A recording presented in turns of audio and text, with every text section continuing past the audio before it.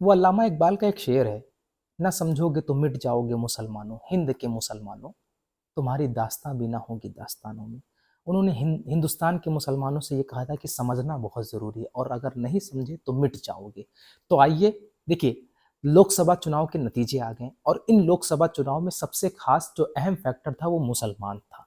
चाहे वो पक्ष की पार्टियां हो चाहे विपक्ष की पार्टियां हो, विपक्ष की पार्टियां आज अगर जिंदा हैं तो वो मुसलमानों की वोट की वजह से, और दूसरी पार्टी अगर 240 245 सीट लाती है तो वो मुसलमान नाम लेकर के मंच पर जो मुसलमान नाम लिया जा रहा था उसकी वजह से जिंदा है। मतलब कुल मिलाकर के मुस्लिमों की राजनीति, मुस्लिमों के नाम पर जो राजनीति हुई, चाहे वो किसी भी पार्टी की तरफ से हुई, आज वो जिंदा है। तो मतलब मुसलमानों के नाम में इतनी बरकत थी कि आज राजनीतिक पार्टियां, मीडिया सब जो है वो जो है वो सत्ता में बैठ करके मलाई खा रही हैं। लेकिन मुसलमानों की हिस्सेदारी की जब बात आती है, आज मुसलमान जो है एक तरफा जो है वो भाजपा को हराने के लिए तमाम पार्टियों को वोट दिया। आज विचार और विमर्श किया जा रहा है कि मुसलमानों को नजरअंदाज क्यों किया गया, आज मुसलमानों को हिस्सेदारी के हिसाब से उनको टिकट क्यों नहीं दिए गए, आज मुसलमानों को जो है वो हिस्सेदारी में उनका हक क्यों नहीं दिया जा रहा है। अल्लामा इकबाल ने कहा था ना कि न समझोगे तो मिट जाओगे, तुम्हारी दास्तां भी ना होगी दास्तानों में, और आज यही हो रहा है। मुसलमानों को राजनीति में एकदम खत्म किया जा रहा है। लेकिन आइए, और एक बात और मैं आपको बता दूं, यहाँ पर आपसे वो बात करने से पहले मैं आपको बताऊंगा विचार और विमर्श क्या किया जा रहा है, क्योंकि विधानसभा चुनाव नजदीक है तो मुसलमानों को इग्नोर तो किया नहीं जा सकता, क्योंकि कोई भी पार्टियां हो वो मुसलमानों के बिना अधूरी है, मुसलमानों के वोट के बिना अधूरी है। और वो मुल्ला मुलायम का तो नाम आपने सुना होगा, हालांकि इसका कोई जो है वो सात्विक प्रमाण नहीं है। लेकिन मैं आपको बता दूं कि उत्तर प्रदेश के अंदर मुल्ला मुलायम कहा जाता था, ऐसे ही महाराष्ट्र के अंदर जो है वो मुल्ला पवार कहा जाता है। चलिए मैं आपको बताता हूँ, मल्लिकार्जुन खड़गे कांग्रेस के अध्यक्ष हैं। देखिए जब से ये नतीजे आए हैं, मतलब जो है 240 जो है भारतीय जनता पार्टी और वहीं 102 पे कांग्रेस अब पहुंच गई, 99 लाई थी। मतलब एनडीए गठबंधन पूरी तरीके से लीड कर रहा है, मतलब कभी भी सरकार बना सकता है। खैर, मुसलमानों को इग्नोर किया गया। इसमें मल्लिकार्जुन ने एक रैली के दौरान क्या कहा था मैं आपको बताता हूं। कांग्रेस अध्यक्ष मल्लिकार्जुन ने एक चुनावी रैली में कहा था कि हमारी पार्टी में ये खबरें हैं, हम तक पहुंची हैं कि महाराष्ट्र में मुसलमानों को एक भी सीट पर प्रत्याशी न बनाने की वजह से मुस्लिम समाज में बेहद नाराजगी है और हमारी पार्टी कई नेता भी इस मुद्दे की वजह से नाराज चल रहे हैं। आगामी राज्यसभा और विधानसभा चुनाव में जो है हम कोशिश करेंगे ये नाराजगी को खत्म कर देंगे। मतलब जो राज्यसभा का चुनाव है और विधानसभा का चुनाव है, जो मुस्लिमों की राजनीति जो की जा रही थी, मतलब मुसलमान का कीमती वोट हासिल किया जा रहा था, वो जो है जो आरोप लग रहे थे, आरोप क्या वो हकीकत है। 48 जो है महाविकास आघाड़ी जो है 48 सीटों पर महाराष्ट्र के अंदर चुनाव लड़ती है और एक भी सीटों मुसलमानों को नहीं देती। और ये खबर जो है वो कहाँ पहुंच गई, मल्लिकार्जुन खड़गे के पास। और मल्लिकार्जुन कह रहे हैं कि आने वाले राज्यसभा चुनाव में और विधानसभा चुनाव में हम ये नाराजगी को खत्म कर देंगे। ठीक है, इसी प्रकार आप उद्धव ठाकरे को तो जानते होंगे। उद्धव ठाकरे दो गुट में बढ़ गए, एक नाथ शिंदे अलग चले गए और उद्धव ठाकरे का गुट अलग हो गया यूबीटी करके। ठीक है, अब कमाल की बात देखिएगा, जो हिंदुत्व की राजनीति करते थे, एक वक्त था ये लोग कहते थे कि बाबरी मस्जिद हमारी ठोकर से गिरी हुई, लेकिन आज जो है वो सेकुलरिज्म का पहाड़ा पढ़ रहे हैं, वो टेबल याद कर रहे हैं कि सेकुलरिज्म होता क्या है।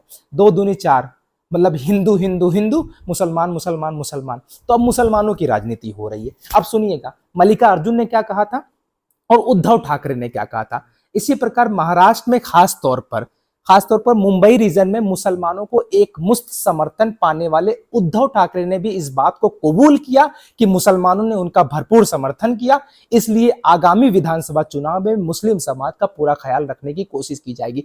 उद्धव ठाकरे ने यह कबूल कर दिया कि मुस्लिम समाज ने एक तरफा जो है उद्धव ठाकरे का जो साथ दिया, आने वाले चुनाव में इनका ख्याल रखा जाएगा। शरद पवार, अभी मैंने एक जिक्र किया था ना मुल्ला मुलायम करके, शरद पवार ने क्या कहा है मैं आपको बताता हूँ। ये भी अच्छा वो इंडिया गठबंधन का जो है वो एक बहुत बड़ा हिस्सा थे। उन्होंने कहा जैसे कि उत्तर प्रदेश में मुलायम सिंह को मुल्ला मुलायम कहा जाता था, वैसे ही महाराष्ट्र में शरद पवार को मुल्ला शरद भी कहा जाता है।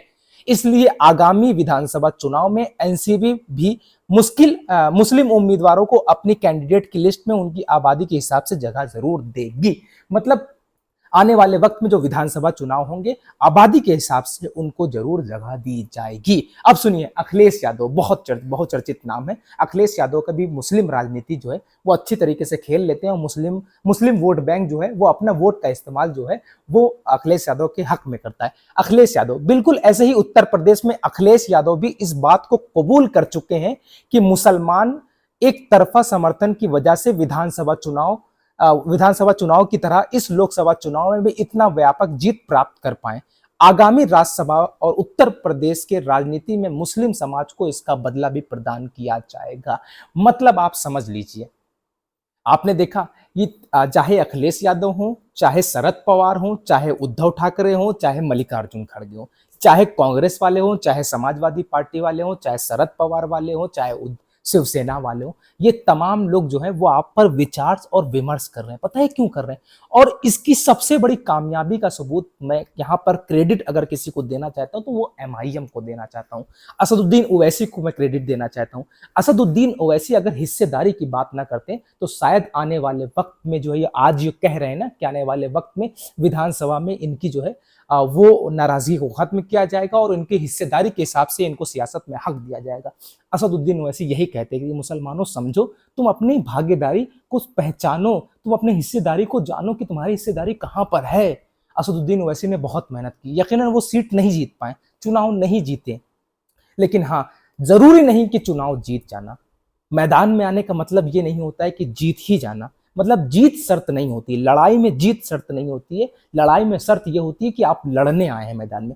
असदुद्दीन ओवैसी जब से मैदान में उतरे हैं यकीनन वो काबिल तारीफ है और मुसलमानों को बताया है कि मुसलमानों तुम 18% हो, मुसलमानों तुम जो है आज राजनीति में 4.42% ही बचे हो, मुसलमानों आज तुम कहाँ पर हो। बड़ी उनकी जो है वो तकरीरें होती हैं, वो माफ कीजिएगा, जो असदुद्दीन ओवैसी साहब की जो तकरीरें होती हैं वो यकीनन काबिल तारीफ होती हैं और कौम को जगाने के लिए होती हैं। और आज उनकी कामयाबी का सबूत यह है, असदुद्दीन ओवैसी साहब की कामयाबी का सबूत यह है कि शरद पवार भी ये कह रहे हैं कि मुस्लिमों को अनदेखा नहीं किया जाएगा। उद्धव ठाकरे कह रहे हैं कि आने वाले आगामी विधानसभा में उनका ध्यान रखा जाएगा। मल्लिकार्जुन खड़गे कह रहे हैं कि राज्यसभा का जो चुनाव होगा, विधानसभा का चुनाव होगा, हम उसमें मुसलमानों को उनकी हिस्सेदारी के हिसाब से जो है उनको हक देंगे और हक देंगे और टिकट देंगे और सियासत में हक दिलाएंगे। तो भैया कामयाबी एमआईएम की है। इसलिए मुसलमानों, जो तुम बात करते हो ना वो ऊपर तक पहुंचती है, तो अपनी आवाज उठाना मत बंद करना। ये मत देखना कि सरकार किसकी है, हुकूमत किसकी है, ये मत देखना कि सरकार भाजपा की है, सरकार कांग्रेस की। अपनी बात अपने लिए अगर आप नहीं लड़ोगे, लड़ना पड़ेगा भाई, आपकी तकलीफ है, आपको लड़ना पड़ेगा भाई। आप बीमारी आपको है, दवा आपको खाना पड़ेगा, बीमारी आपको, डॉक्टर के पास आपको जाना पड़ेगा, डॉक्टर आपके पास नहीं आएगा। मुसलमानों तुमको सियासत में दूर कर दिया गया, इसलिए अपनी ताकत को समझो।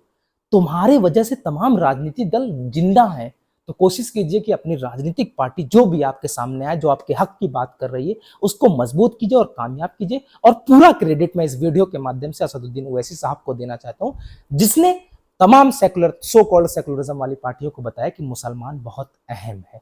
यूट्यूब चैनल को सब्सक्राइब कीजिएगा और वीडियो शेयर कीजिएगा।